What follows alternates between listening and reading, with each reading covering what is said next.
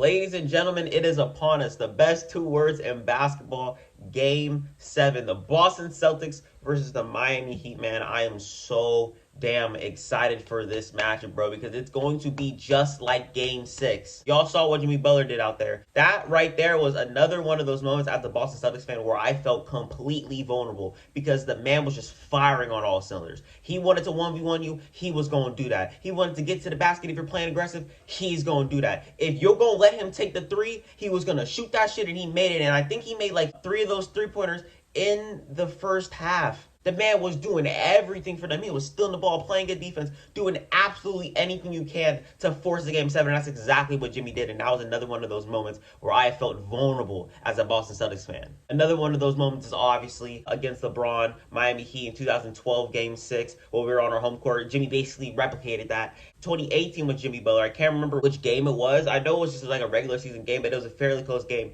And Jimmy hit another dagger that was kind of like in this game. And another one of those moments is Game 7 2018 again with LeBron. It's tiring because I'm tired of not going to the NBA Finals. We haven't been there since 2010. This has to be our shot. Game 7. We can finally break that damn curse and finally go to the promised land, man. I'm tired of not getting there. But the only person in our way right now is Jimmy, Bam, PJ, Strus, Lowry, Vincent, Robinson, whatever the fuck. And it's kind of crazy because I see a lot of people on Twitter basically saying, oh, the Miami Heat aren't this, the Miami Heat aren't that, they're frauds, they've only beat injured teams. And to be honest with you, they're proving every single person wrong, especially Draymond Green ass. Because his ass want to talk about, oh yeah, we want Boston, we gonna play Boston. And then he got Chase there talking about we want Boston, chanting that shit. And then that just fuels the Miami Heat's fire even more, which is the craziest thing because they went out there and they showed it. Kyle Lowry, who was having a bad game in Game 5, Strus, who was having a bad game in Game 5, actually had decent games. And I hope that they do not bring that to Game 7, because if they do, they are probably going to go to the NBA Finals, which is kind of scary for me. My prediction was Boston in 7. Boston has been, doing anything they can to keep themselves in this series. I mean, we didn't have Marcus Smart and we didn't have Al Horford due to COVID protocols in Game 1. We tried our best. We came out in the first half swinging, and then all of a sudden that third quarter happened, which I do not want to talk about. Miami Heat stole that game. We stole Game 2 to get home court advantage. Game 3 came around. That was a stinker. We tried coming back, but that game was just everywhere. That game was everywhere. That's when Smart was going down. That's when Tatum went down with that stinger. People were saying that shit was fake. I don't know why. I guess that's the game where Payton Pritchard injured Jimmy. I still don't understand that as well. We tried coming back and we still lost. Game 4, we won. So much stuff has happened in this series, man. Game 5, we stole in Miami. Game 6 was the Butler game. And now we're here, Game 7, man. This is exactly what happens when you underestimate the Miami Heat. I have been preaching on this channel as much as I could about the Miami Heat because not many people in the NBA media are talking about them because they don't have that, that superstar or that guy that is, favorable in the media. The Suns, they weren't really talked about as much because I don't believe that Booker or Chris Paul are, like that. I don't think they're well respected in the league. You got Jimmy Butler. I mean, he is that guy. We all know that Jimmy Butler is that guy.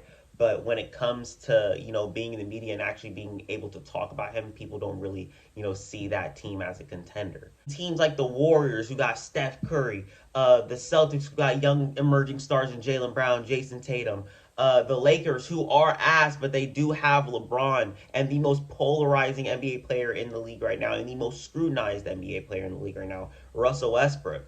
Those teams are going to get talked about because those teams generate views, they generate clicks and likes and money. I tried to talk about the Miami Heat as much as I could, bro. As much as I could because I knew how good of a team they were and I knew what they were capable of coming into the playoffs. I even said in my previous video that I made about the Miami Heat that they can win the championship and they can possibly shock the whole entire world. I genuinely do believe that still. Just so happens that my Boston Celtics ran into them, and there's stuff that we need to fix as well. Grant Williams needs to hit our shots.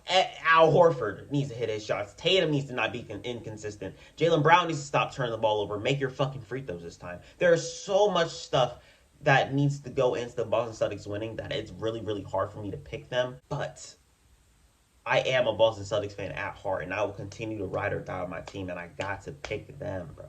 But if you're a Boston Celtics fan, I really hope that you don't expect Al Horford to play the same exact way that he played in Game 6, because Game 6 was horrible for him. Absolutely horrible for him. He did not make one three, I think. Actually, he made one three when it counted the most.